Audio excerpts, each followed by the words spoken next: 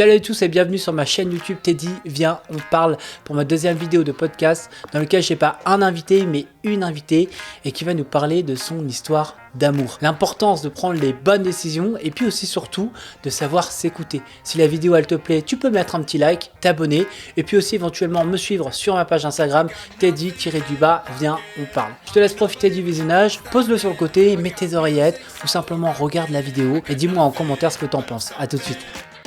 C'est la partie au-dessus de l'iceberg, tu vois. Tout va bien, mais tu fais pas attention à tout ce qui est en dessous. Mais il y a des choses qui commençaient à me déranger déjà. Ok, j'ai envie de rencontrer le prince charmant, vivre un conte de fées, quoi. Mais je me rends compte que sur le papier, c'est pas du tout comme ça. 2 secondes après, j'ai l'autre petite voix dans ma tête qui dit « Oh putain, tu peux plus reculer. Tu la cherches chez ma grande. Ah, va falloir assumer, quoi. » Aujourd'hui, j'ai pas un invité, j'ai une invitée. Et je vous présente Charlie. Salut tout le monde. Comment ça va Charlie ? Écoute, ça va bien. Je suis ravie de faire ce podcast avec toi. Bah ouais, d'autant plus qu'aujourd'hui tu vas nous parler d'amour. Ouais, exactement. Le vrai. Le vrai, mais avant de trouver le vrai amour, je crois que tu as un petit peu galéré. Ouais, on va dire 7 ans, c'est long. Ah ouais, 7 ans, t'as galéré 7 ans. Ouais, disons, allez, 4, parce que les 3 premières années, elles sont toujours très belles, c'est toujours très idyllique, et puis après, la désillusion, ouais. Bah écoute, je te propose, sur cette chaîne YouTube de Viens on parle, de nous partager ton histoire.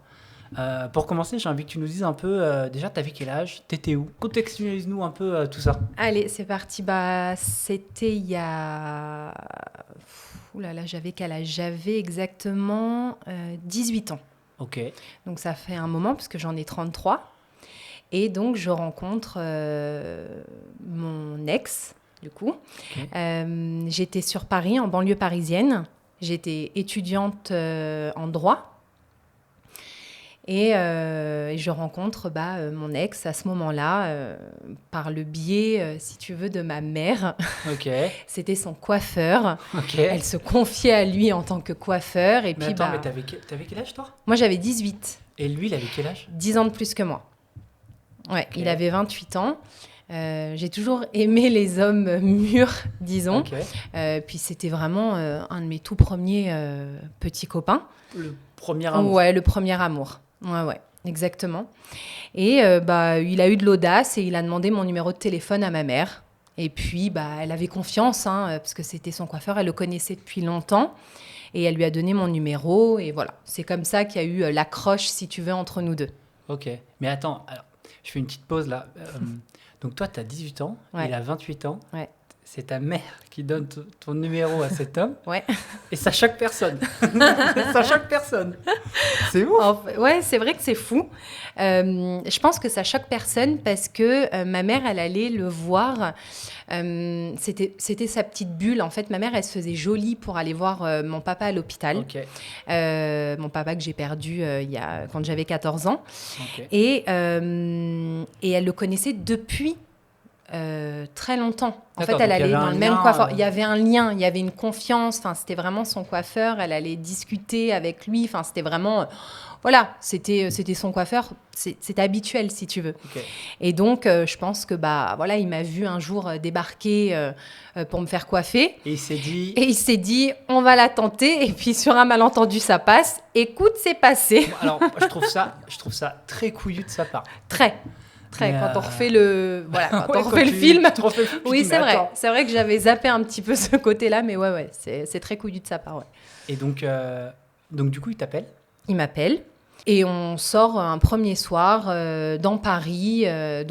Tu vois, 18 ans, je sors du lycée, j'ai eu mon bac. Je sors d'une petite relation d'une relation amoureuse, mais j'avais jamais vraiment connu le grand amour. Mmh. Et puis, lui, 28 ans, t'as des étoiles plein les yeux, quoi. Tu vois, c'est un homme, et puis il te considère comme la prunelle de ses yeux, il te sort dans Paris, toi, t'es de banlieue, et tu te dis, ok, c'est un peu le rêve éveillé, quoi. Donc, c'est à ce moment-là, c'était pour toi, c'est un peu, entre guillemets, le prince charmant. Exactement. C'était clairement pour moi le prince charmant. Et puis, je trouvais sa démarche tellement cute envers ma mère que je me suis dit, il a osé, why not, quoi. Pourquoi pas, on y va, quoi. Ok. Voilà. Donc l'histoire commence. L'histoire commence comme ça. Vous mettez ensemble. Tout à fait. Donc, comment ça se passe au début Au début, ça se passe bien. Pas du tout. Non, moi, j'habitais toujours chez ma mère. Ok. Je fais 2 années de droit et finalement, ça ne me plaît pas. Alors, c'est pas que ça me plaît pas. J'étais passionnée par le droit, mais je pense que du fait de ma relation avec cet homme plus âgé, qui lui était déjà dans le salariat, avait une vie d'homme salarié, je ne me suis pas investie dans les études comme j'aurais aimé le faire à ce moment-là. Parce que tu dirais que tu étais folle amoureuse d'un gars et du coup, ça t'a détourné de ton objectif personnel. Exactement, c'est exactement ça. Et donc, j'ai choisi un petit peu, on va dire, la facilité. J'ai repris des études, bien évidemment. Donc, après 2 ans de droit, je me lance dans une licence en langue.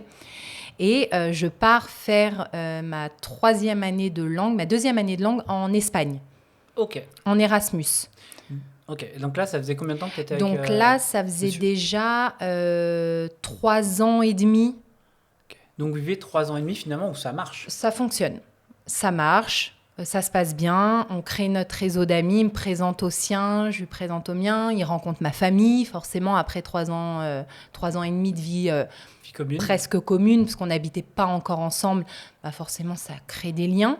Donc tu avais 21 ans. Ouais, voilà. 21, exactement. 21, 22 même. Ouais, c'était septembre, en fait. J'allais sur mes 22 ans. Ok. Très exactement. Ok. Et donc, ça se passe plutôt bien.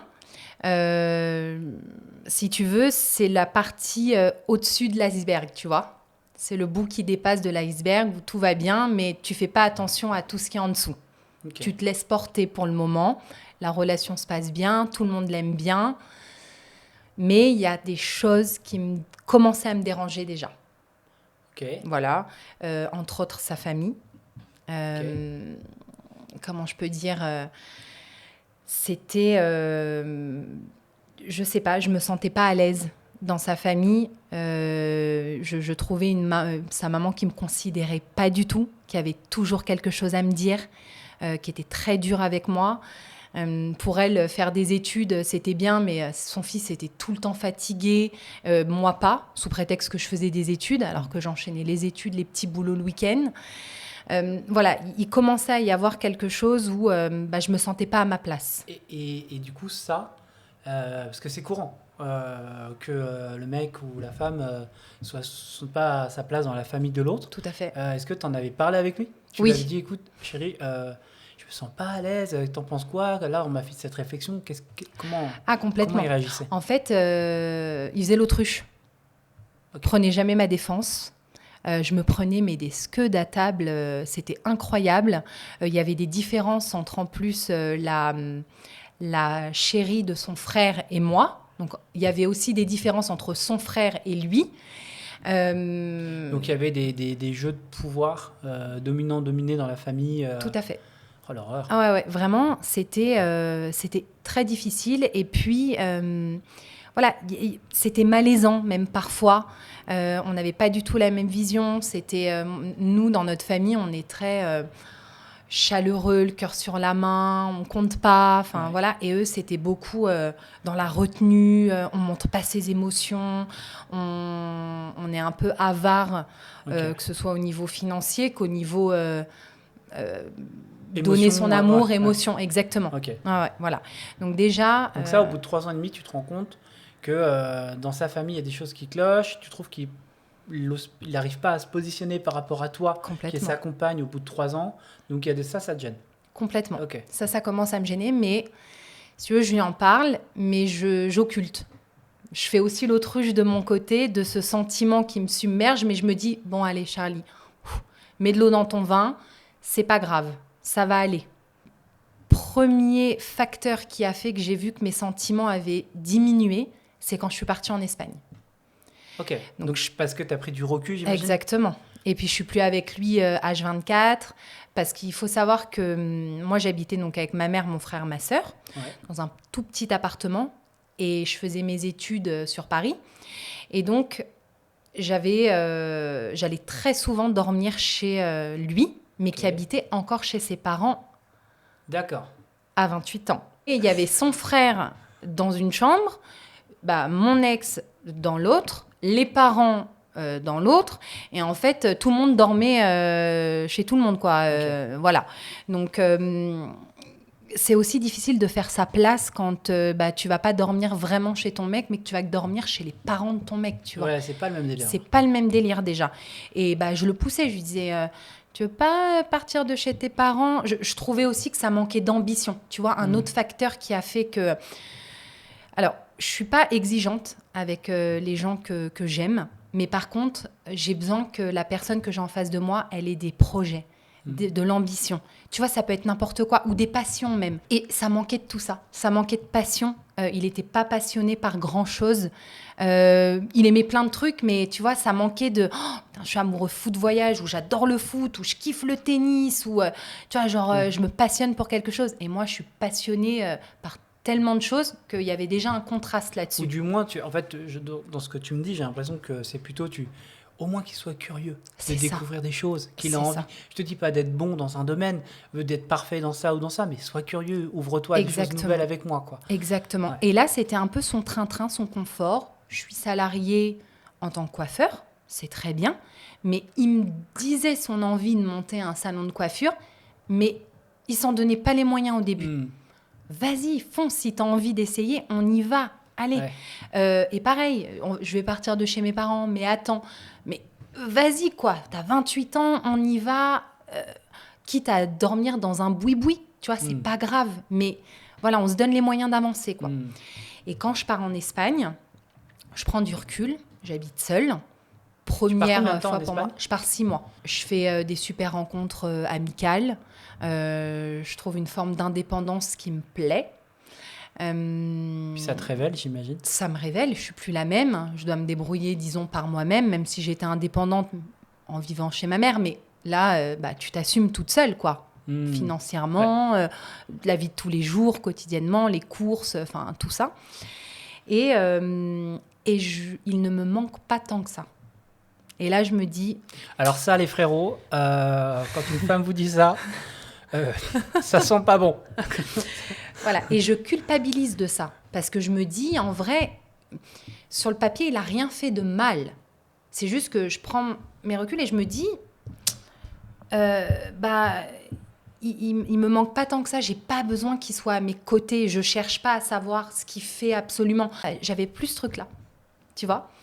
Et il est venu me voir plusieurs fois, hein, bien sûr, en Espagne. Je suis retournée plusieurs fois à Paris. Mais je l'ai fait plus parce que dans ma tête, il fallait le faire. Exactement. D'accord. Voilà. Ok. Donc, ça, c'est la première fois. Quand tu le retrouves, donc tu es en Espagne, tu es 6 mois en Espagne. Ouais. De temps en temps, tu fais des allers-retours à Paris, tu le retrouves. Tout à fait. C'est comment entre vous? C'est fake de ma part. Ça veut dire, je fais la meuf ultra contente de retrouver son homme. Tout le monde est content que je revienne. Tout le monde est content de nous voir ensemble. Parce que la famille est liée à votre couple. Tellement. En tout cas, il fait partie du cercle familial. Indirectement, les amis nous ont mis une pression parce qu'ils nous disaient qu'on était le couple parfait. Tu sais, c'est vrai, tu vois, leur début d'histoire est idyllique, la différence d'âge ne les dérange pas, étudiants, salariés, tu sais, c'est l'histoire un peu improbable, tu vois. Et donc, tout va bien dans leur couple, ils ont l'air hyper amoureux. Et en fait, je me rends compte maintenant avec du recul, parce que là, j'étais là-dedans, donc j'arrivais pas à prendre assez de recul. Et en fait, j'avais l'impression de m'être oubliée par amour. Tu vois ce que je veux dire? Alors, je me permets, tu t'es oubliée par amour de qui? De ta famille qui t'aimait, qui t'estimait parce qu'elle disait ah mais elle est trop cool Shirley avec ce mec? Ouais. Ou pour lui? Pour lui. En fait, je me suis un peu moulée à sa façon de vivre, à sa façon d'être et au regard des autres. Mais j'étais énormément comme ça avant. J'ai beaucoup évolué, mais avant, ma priorité, c'était de faire plaisir aux autres. Et Puis, excuse-moi, mais tu étais tellement jeune. Quand je l'ai rencontré, oui, j'étais très jeune. T'es pas une gamine, mais... Si, t'es une gamine à 18 ans, tu vois. Voilà, et puis c'est ton premier amour, t'as envie de tout donner, en fait. Tu vois, t'as envie que ça marche. Tu vois ce que je veux dire? T'as envie que ce soit le bon dès le premier coup. Tu vois? Tu as envie de t'engager dans quelque chose et de te dire, OK, j'ai envie de rencontrer le prince charmant, vivre un conte de fées, quoi. Ouais. Tu vois, ce qu'on rêve toutes en tant que fille. Mais je me rends compte que sur le papier, c'est pas du tout comme ça. Tu vois ce que je veux dire? Il y a des hauts, des bas. Et puis, moi, j'ai essayé de faire en sorte que tout se passe toujours bien. Donc, voilà, je vais le voir, il vient me voir, mais la distance fait que je m'éloigne, mon amour commence à s'essouffler. Et je reviens d'Espagne et là, je pense qu'il a senti la distance qui s'est creusée et il me dit « Ok, on habite ensemble. » Ok. Donc je me dis « Ah, ça lui a peut-être ça l'a peut-être fait réfléchir sur le fait que faut qu'il prenne son indépendance, que peut-être que nous, il va y avoir du piquant un petit peu, tu sais, d'emménager ensemble. » Ça répondait à ton besoin d'avoir un objectif avec ton mec, de dire écoute, on avance, on va vers quelque chose. Donc tu t'es dit bon, why not? Tout à fait. Okay. Exactement. Donc on emménage ensemble. Donc à Vincennes. Mais alors, si je puis me permettre, j'ai l'impression quand même qu'il t'a dit ça parce qu'il sentait le danger du truc, du genre, oula, Shirley, je la sens pas comme avant, elle est moins je pense, fan de moi. Je suis pas dans sa tête, mais je pense qu'il y a beaucoup de ça. Ouais. Je pense qu'il s'est dit, c'est maintenant, sinon je la perds. Ok. Donc moi, ça me fait plaisir. On s'installe, on trouve un 39 mètres carrés à Vincennes, au vu des prix. 3 000 € par mois. Ouais. Mais voilà, au moins on était chez nous, plus chez ses parents. Moins de pression aussi que d'habiter tout le temps là-bas. Avoir son indépendance, c'est quand même plus chouette. Grave. Accessoirement, il passe son permis, parce que c'est vrai que ça nous gênait un peu, parce qu'on était dépendant des autres. Okay. Ça les gênait plus lui que moi, mais bon, c'était quand même quelque chose de contraignant. On déménage, il a son propre salon. Tu vois, bon, ça prend quelques mois, hein, je te la fais courte, sinon on y est encore pendant 2 jours. Mais... Et finalement, je suis pas heureuse. Et puis, finalement, je me plante complet parce que la routine me tue à petit feu. En fait, quand je rentre, j'ai la boule au ventre de rentrer chez moi. Mais réellement, je me dis, qu'est-ce qu'on va faire? Qu'est-ce qu'on va se dire? Je me dis, mais mince, mais c'est quoi? Et là, je me dis, je sais ce que c'est. Et je me dis, en fait, toutes mes copines se fiancent, toutes mes copines se marient. En fait, c'est ça. C'est que j'ai envie... ça y est, ça fait... là, ça faisait quoi? Ça faisait 5 ans qu'on était ensemble. Et je me dis, j'ai envie qu'ils me demandent en mariage. Ouais, donc tu étais vraiment dans l'idéalisation Walt Disney. Complètement. Il faut se marier pour être heureuse et être accomplie. Et c'est ça, la clé de voûte. Mais c'est un peu l'image... de nos familles, de la société. De la société. Clairement, on nous balance ça depuis qu'on est gamin. De la place de la femme. Et si tu veux, avant, j'avais pas ces valeurs de féministe que j'ai déclenchées en changeant de vie. Mais c'est vrai que j'étais vraiment... ça sommeillait en moi, mais je l'ai jamais révélé, quoi. Tu vois, et je me laissais porter par ces discours et puis ce que la société nous renvoie, quoi. Mais j'ai quand même mes études à côté, je lâche pas mes études. Finalement, je me remets dans le mood des études parce que j'adore ça. Je suis en dernière année de master et on me propose un stage en Belgique. Donc, de nouveau, notre couple est mis à rude épreuve de nouveau avec la distance. Je pars en Belgique 3 mois cette fois-ci pour faire un stage dans l'événementiel, le stage de mes rêves. Je travaille pour Roland Garros, le Grand Prix de Monaco, je suis RP, dans les relations publiques, je m'éclate, quoi, tu vois. Et la personne qui chapeautait mon stage me dit à la fin du stage, « Ok Charlie, je veux t'embaucher en Belgique. » Et donc là, la question fatidique, ça fait plus de 5 ans que je suis en couple. Est-ce que je vais aller vivre en Belgique et tout laisser comme ça? Et de peur, tu te rends compte, de le froisser ou de peur de perdre cette relation finalement, de peur que les gens me pointent du doigt ou toutes ces craintes comme ça qui arrivent, je me dis, je vais même pas lui dire.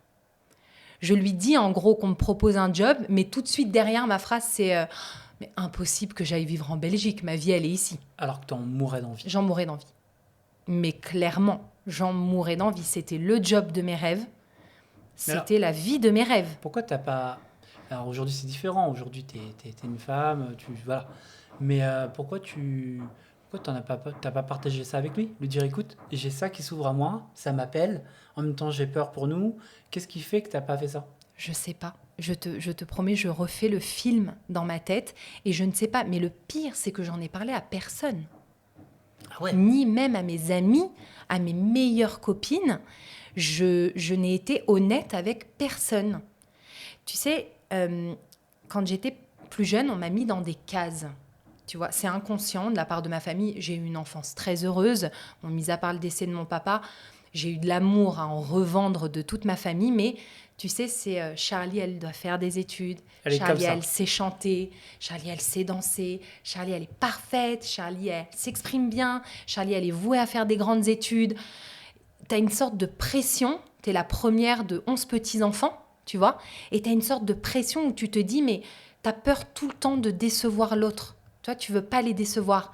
Et là, tu construis une vie avec quelqu'un et tu te dis finalement, alors que personne m'aurait pointé du doigt. Enfin, si je réalisais mon rêve, je suis sûre qu'après, finalement, ils auraient été contents. Mais inconsciemment, tu te dis, ça va coincer. Je vais me manger des réflexions. Il va y avoir quelque chose qui va me décevoir. Donc, j'ai préféré faire l'autruche et ne rien dire. Et je suis passée à côté d'un de mes rêves, très clairement. Donc, grosse frustration intérieure pour toi. Et je pense que là, c'est là où j'ai changé. Je suis devenue aigrie parce que je lui en voulais alors que je ne lui avais même pas parlé de ce rêve. Tu vois ? Donc, ça veut dire que finalement, c'est pas le seul fautif. Tu vois ? C'est vrai que quelque part, tu peux en vouloir, entre guillemets, qu'à toi-même. Exactement. Et je pense que le pire, je trouve, dans une relation amoureuse, c'est pas le fait de ne pas être aimé, mais tu sais, c'est le fait de s'oublier par amour. C'est de se dire, ok, par amour pour l'autre, je m'oublie moi, je me mets de côté, je le fais pour quelqu'un. Ça marche pas. En fait, j'ai compris avec le temps que ça ne fonctionne pas. Tu vois, si tu te fais pas plaisir avant, bien sûr, il y a des concessions dans un couple, bien évidemment, on en discute.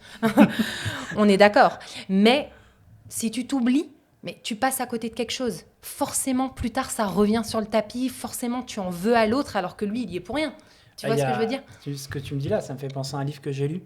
Et dans ce livre, il y a une phrase qui dit « Tout ce à quoi tu résistes dans la vie persiste ». Eh bien, c'est ça. C'est exactement ça. Et donc là, je me suis dit, ok, je me suis mis en tête que ce qui allait pas dans notre couple, c'est qu'on n'était pas fiancés, qu'on n'était pas mariés. Donc, je suis focus sur ça et je le tanne. Et je dis, tu te rends compte, un tel, elle est mariée, ils se sont mariés, il serait temps qu'on officialise et tout ça. Je lui mets un petit peu la puce à l'oreille. Je lui dis, vas-y, enclenche la 5e, quoi. Tu vois. Ça me tenait à cœur, en plus, qu'il fasse sa demande à mon oncle, qui était un peu mon papa de substitution. Alors, au passage, je déconseille à toutes les femmes qui veulent se marier de faire ça à leur homme. C'est la meilleure façon de le faire fuir. Partent, voilà. Donc, mon oncle partait aux États-Unis et je voulais absolument qu'il fasse sa demande à mon oncle, tu vois, faire les choses bien. Et chose qu'il a faite. Et donc, chose qu'il fait, finalement, devant ma famille, devant tout le monde. Il me demande en mariage, un genou à terre, une soirée comme ça en famille, il fait sa demande. Et là, tu peux plus reculer. Et là, tu te dis, ok, ça va aller. Tu vois, ça va aller. C'est ça qui nous manquait, je suis sûre. Il m'aime, je l'aime, allez, on y va. Trop fière, trop contente, finalement, tu vois, c'est pareil, encore un second souffle. Tu vois, il y a des étapes. On emménage ensemble, je me dis, ça va sauver notre couple.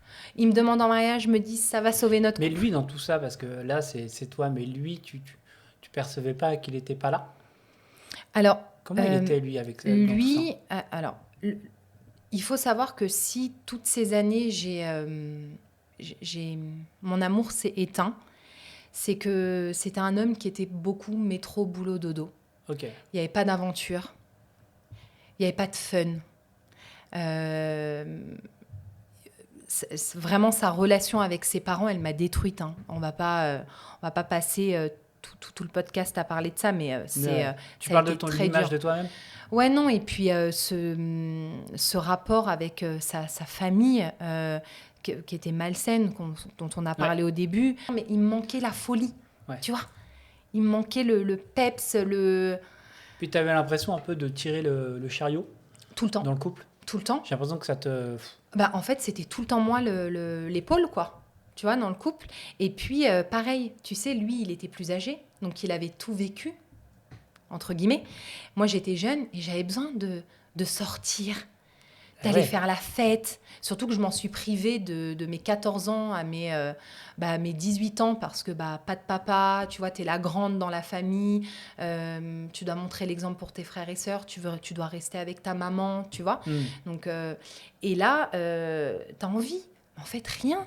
Nos soirées, c'était aller chez ses potes, boire du vin, où je me forçais en plus à boire du vin pour faire comme tout le monde, alors que je détestais ça. Un classique. Non, mais tu vois, genre, tu veux un verre de vin? Ouais, carrément, moi j'adore le vin. Et en fait, je me mentais à moi-même tout le long, quoi. Tu vois, c'était pas moi. Mais voilà, tu te laisses prendre par le temps et tu te dis comment tu refais marche en arrière, quoi. Et du coup, il demande à ton oncle. Ouais. Ton oncle dit OK. OK, vas-y. Et donc, du coup, il te fait sa demande. Voilà. Et là, on part sur les préparatifs du mariage. Alors, attends, parce que juste une pause. Quand il te fait sa demande, toi, intérieurement, tu te dis quoi? Parce qu'il n'y a pas un moment où tu te dis, Charlie, tu te mens? Alors là, j'ai 2 sentiments en moi. Je me dis, oh, punaise, il l'a fait. C'est ce que je voulais. Okay. Genre, je suis contente, je suis heureuse. Je vois ma famille hyper contente. Donc, ça me remplit, tu vois. Et 2 secondes après, j'ai l'autre petite voix dans ma tête qui dit, oh putain, tu peux plus reculer. Tu l'as cherché, ma grande. Va falloir assumer, quoi. Voilà. Là, j'en suis là. Une sauce. C'est ça. Là, je me suis mis dans la sauce toute seule, quoi. Je l'ai poussé. Et finalement, ça a coché toutes les cases. Mais je suis toujours pas heureuse, quoi. Donc, on se lance dans les préparatifs. Donc, ça se fait assez rapidement après la demande? Ouais. En fait, on se donne 1 an pour tout préparer. Et puis, pour aller se marier à l'étranger, en plus. Tu vois, on fait les choses pas compliquées chez nous. Tu vois. Okay. Donc, on décide de tout préparer. Et là, c'est pareil, quoi. Enfin... Comment ça se passe, cette préparation rapidement, hein, mais tu sens que plus ça avance, plus tu es tendu, plus tu te rends compte qu'il y a des choses chez lui ou chez toi qui t'agacent. Comment ça se passe? Alors moi, je suis un peu, dans ce passage? Là, je suis un peu dans ma bulle. Tu vois, je suis un peu dans ma bulle. Je suis contente de préparer mon mariage. J'adore ça, préparer. Moi, je suis dans l'événementiel, donc...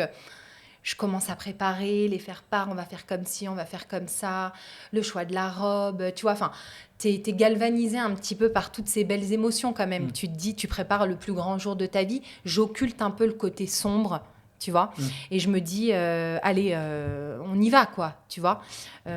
Encore une fois, avec l'espoir que ça s'arrange, tu vois, que c'est ça qui va changer notre vie, quoi.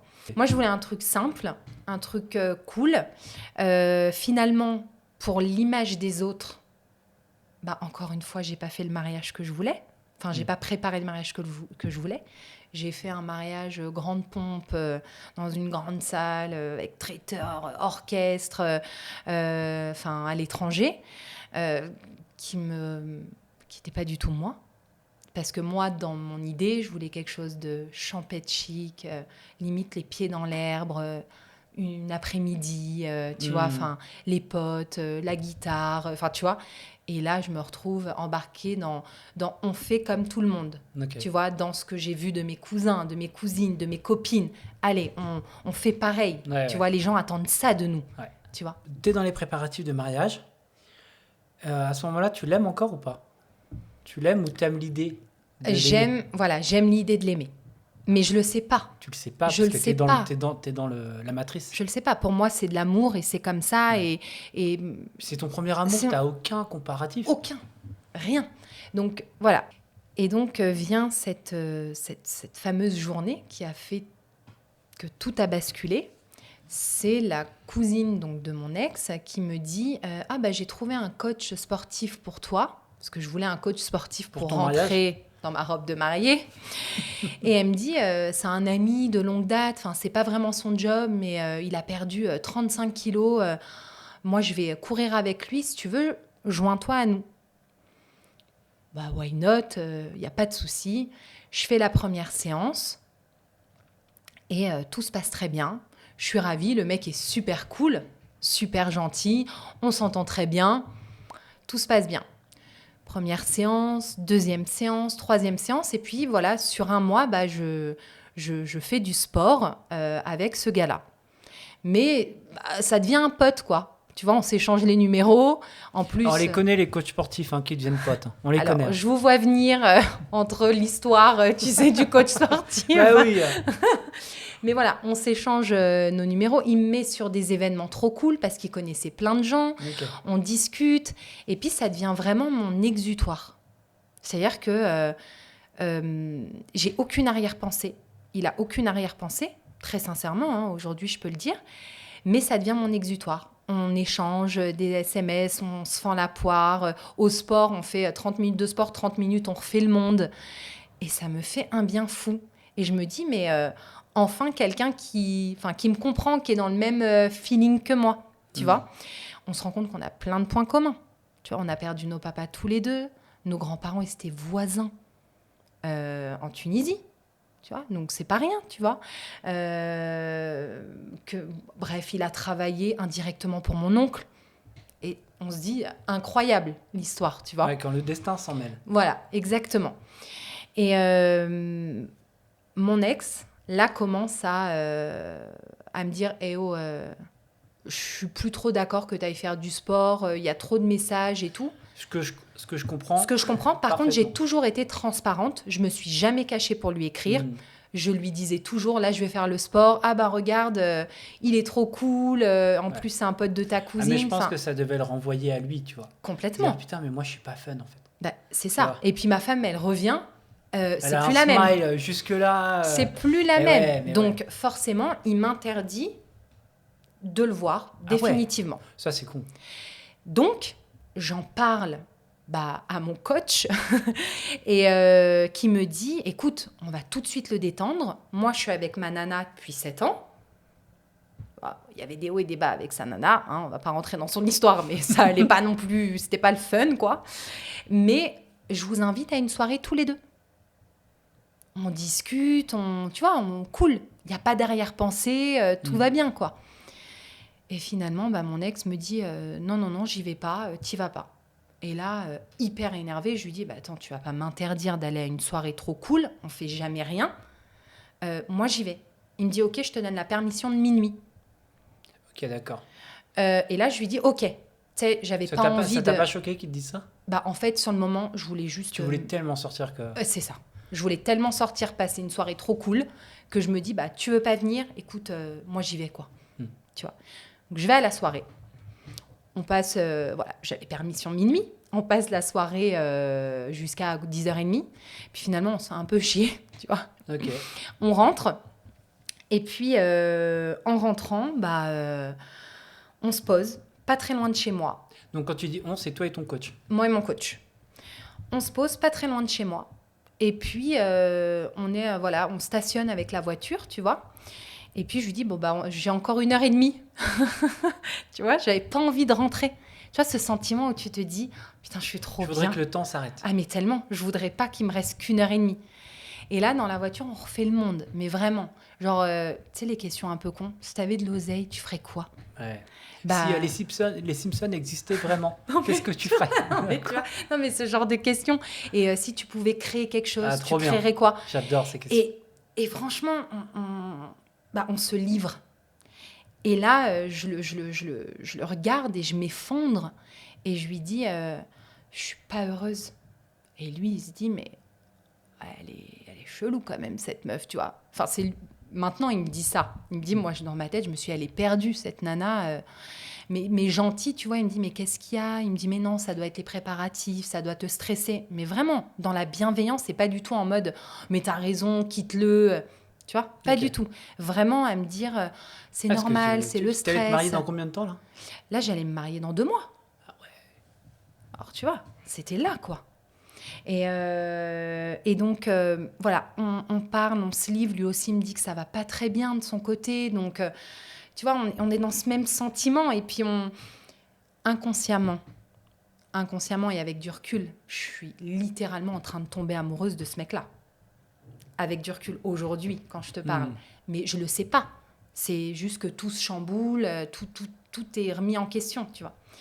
Minuit, j'avais mis un réveil, s'il te plaît. Minuit sonne, je dis, je dois y aller. Et puis, donc, je pars, il m'attrape la main et puis il me dit, t'es une de mes plus belles rencontres. Et il me laisse comme ça. Je me dis, putain. Quel salaud. Mais là, j'ai mal au ventre. Je me dis, qu'est-ce que je fais de ce sentiment-là ? Je suis à 2 mois de me marier, j'en fais quoi de ça ? Tu vois ? Et j'ai pas le temps de rentrer chez moi, lui s'en va. Et là, j'entends une voiture débouler, peut-être dans une toute petite ruelle à 100 km/h. Je vois que c'est la voiture de mon ex qui déboule.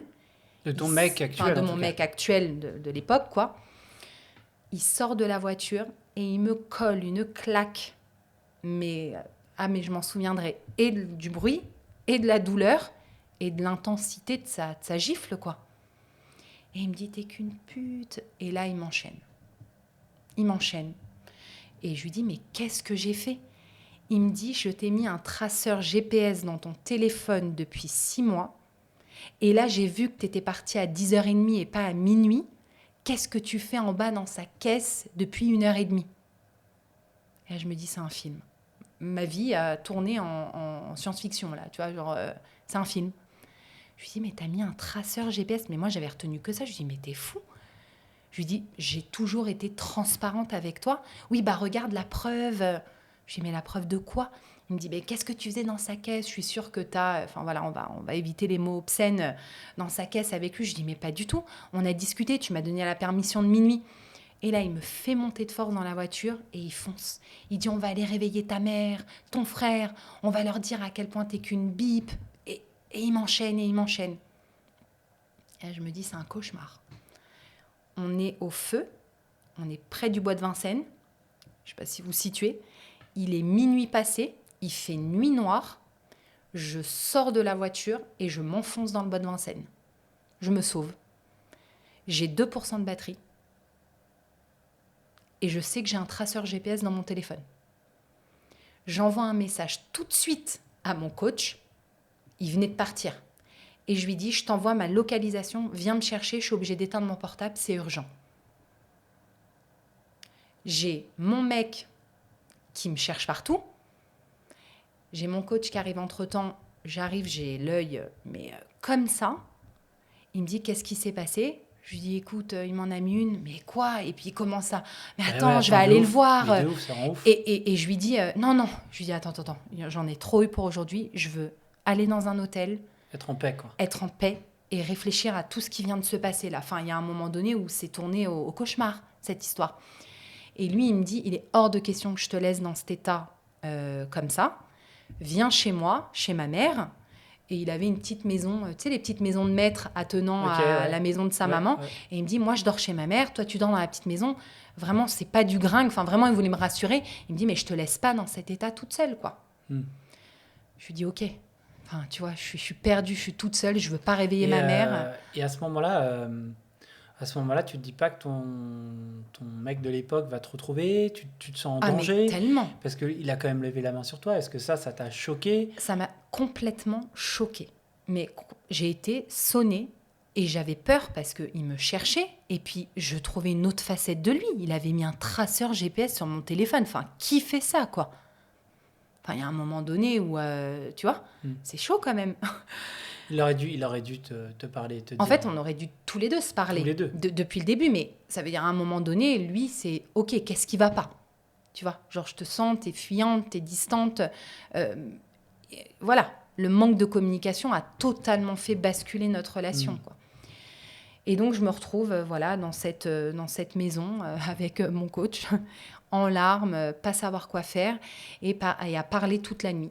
On a parlé, on a discuté toute la nuit, et puis le lendemain, la réalité, quoi. Tu rallumes ton téléphone, tu as 300 appels en absence, ta mère, ton frère. Donc tout le monde était au courant, en fait. Tout le monde, mais ils étaient au courant comment ?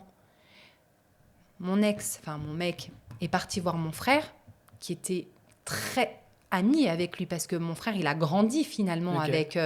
avec mon mec, tu vois. Et qui lui dit, bah écoute, j'ai levé la main sur ta sœur, je suis vraiment désolée, mais elle m'a trompée. Non, mais Elle m'a trompée dans la caisse d'un mec en bas de chez nous. Donc mon frère, qui est quand même macho, hein, je t'aime mon frère, mais voilà, faut dire ce qui est. Je t'aime, mais détends-toi quand même. Détends-toi. Il lui dit, mais t'as tout à fait raison, j'aurais fait la même. Non, Donc je me sens... mais c'est pas vrai. Mais si, parce que dans mes messages vocaux, mais qu'est-ce que t'as fait? Il m'a dit que t'avais niqué dans la caisse de ce gars-là, à 2 mois de ton mariage, mais qui Mais fait attends, ça? mais déjà, t'es qui? Enfin, excuse-moi, peu importe, frère, sœur, Ouais. t'es qui pour me juger sur... Retournement Il a de juste levé situation. la main sur moi, ça s'arrête là. Stop. En fait, le débat, Et en le fait, débat c'est... voilà. Et en fait, je devenais le bourreau. Tu vois, c'était moi le bourreau et c'était mon mec la victime. Et je me dis, c'est un cauchemar. Tout le monde m'appelle, mais tout le monde. Charlie, qu'est-ce qui te prend? Et donc là, je prends mon téléphone, j'appelle ma mère et je lui dis, maman, je suis plus sûre de me marier, mais j'éteins mon téléphone, j'ai besoin d'une semaine. Et ma mère, qui a senti que ça n'allait pas, tu sais, une mère, ça sait tout, ça sent ça tout. capte. Elle m'a dit, t'inquiète pas ma fille, je comprends, je vais essayer de calmer ton frère.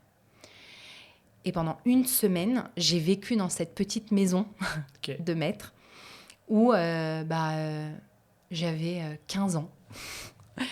Adolescente, je montais sur le scooter, on allait bouquiner dans des parcs, on allait se balader, on allait cueillir des fruits et des légumes, on faisait des soirées trop cool, déconnectées de la réalité.